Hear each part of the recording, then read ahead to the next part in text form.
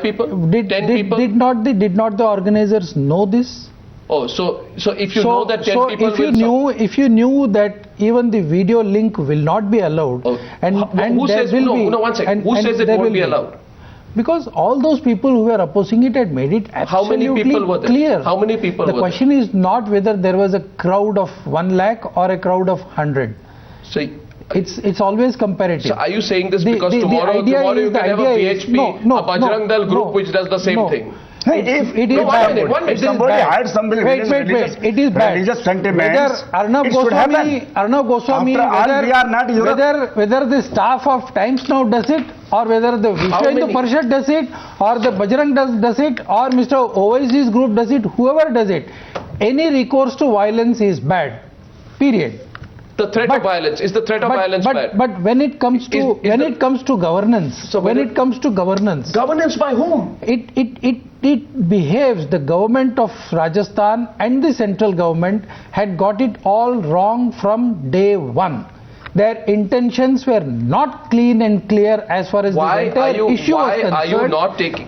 Are you supporting the groups which stopped the video link today? No, I am not supporting the groups which stopped the video link today.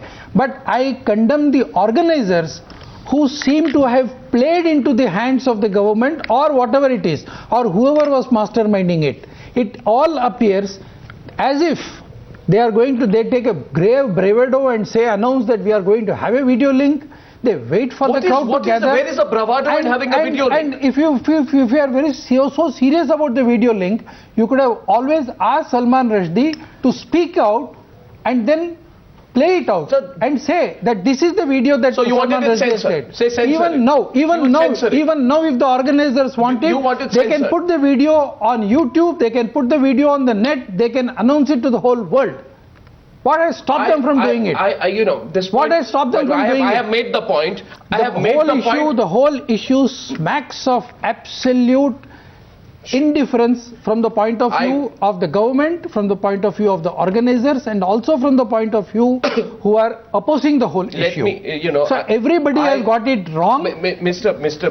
Chari, I do feel that there are a lot of people who've kept themselves cushioned in the very comfortable world of social media, who only express their view on Twitter when they get a chance. I think my question to Vinod Mehta is, Mr. Mehta, do you feel here was an opportunity to silence these people, to take on these people, to come together in an organized resistance and not let 4 or 5 or 10 people take over and send the wrong message? Do you feel there was too much of crumbling which happened in Jaipur? Arnab, I yield to no liberal in my denunciation of the state government, of the central government, for not allowing Salman Rushdie to come to Jaipur. I yield to nobody, so I am very clear on that.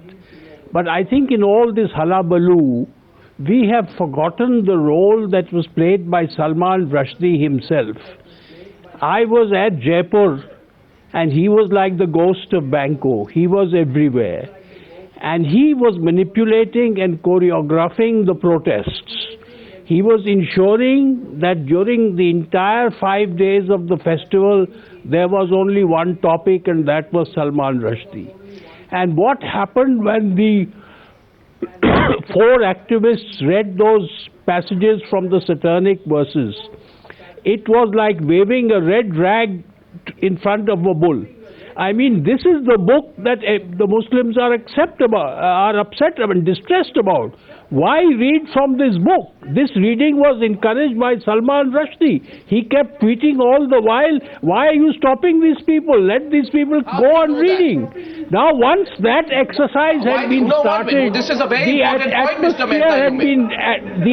Sorry, can I just finish? Please, can I just finish?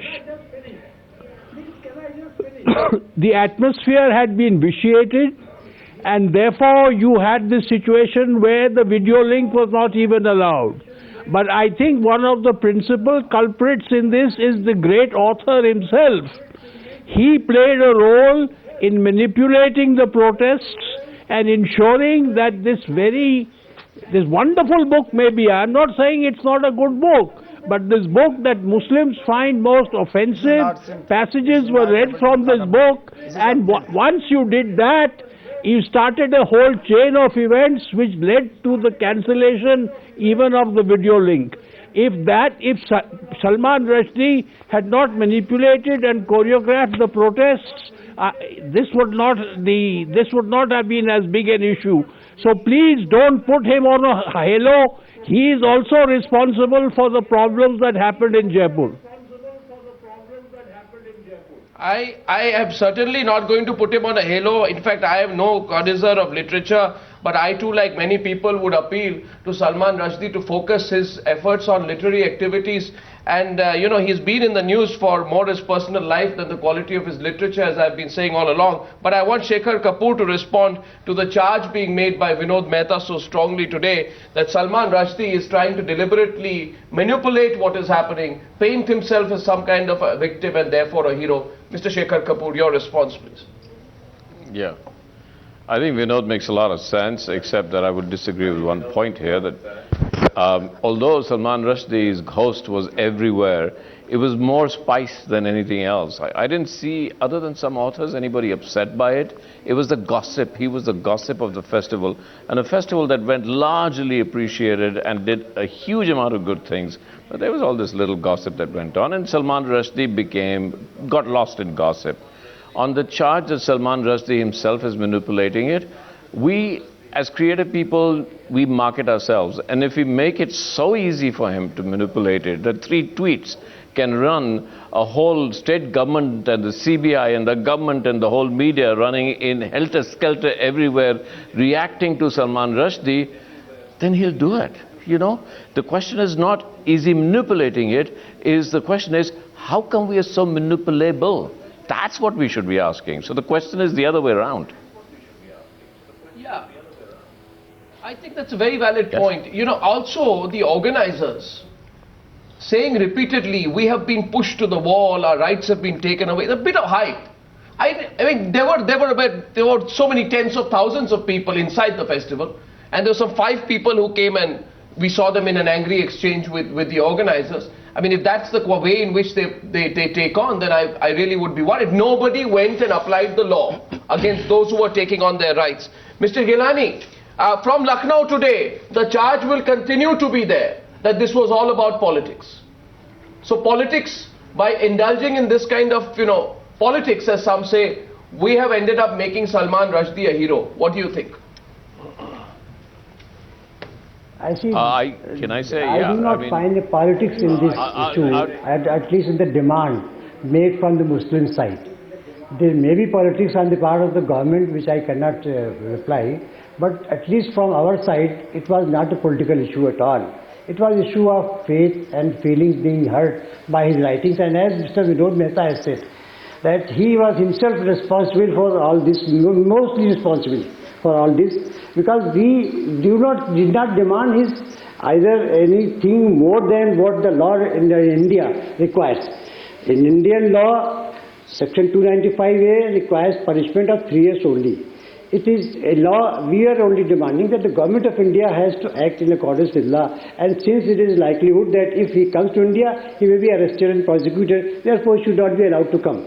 That's all. But so far as this assurance, etc., not given by him, are the persons or his supporters reciting the verses of certain verses, and then he himself tweeting on all that. So that is the thing for which he is responsible. Otherwise, there was no question of making protests even on this video conferencing. Had this not occurred there, had this not happened there, that the verses would have been recited. I see 2 raised hands on the debate tonight. The question is this: if Rushdie was manipulating, why were people manipulated? Did the organizers first raise the expectation that they will be the defenders of free speech and then do nothing? Bachi Karkaria wanted to come in. After that, I'm coming to you, Mr. Owaisi. Go ahead, Bachi. Yes, to answer this question of yours, I mean, here the organizers, they just capitulated and took the easy way out when they really didn't have to. I think they were really looking for a way out of getting out of this video conference, which they had for tokenism really called to say, oh, we are still upholding the right of Salman Rushdie to have his say.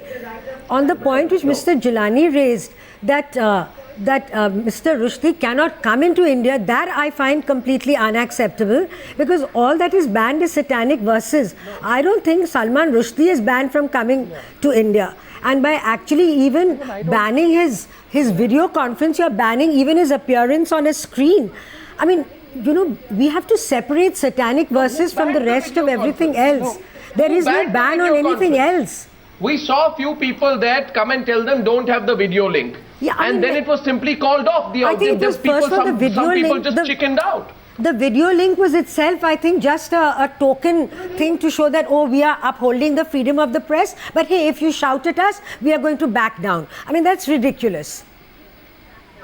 Why go through this farce of the video link? When I think from the word go, everyone knew that.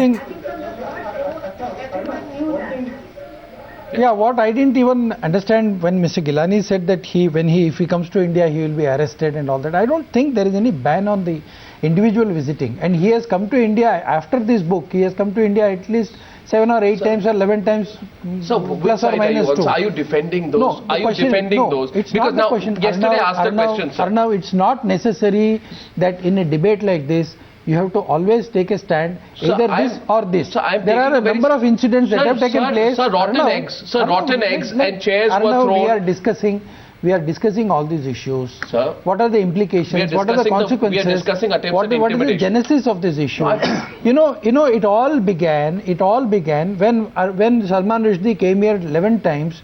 The government of India or the Home Ministry did not stop him, because there were no elections at that time. There were no elections at that time, and I find it the other way around. Now, one minute. See, when the elections are happening, it's a highly surcharged atmosphere. And in such a situation, it would have been better if the government had told the elections were not happening.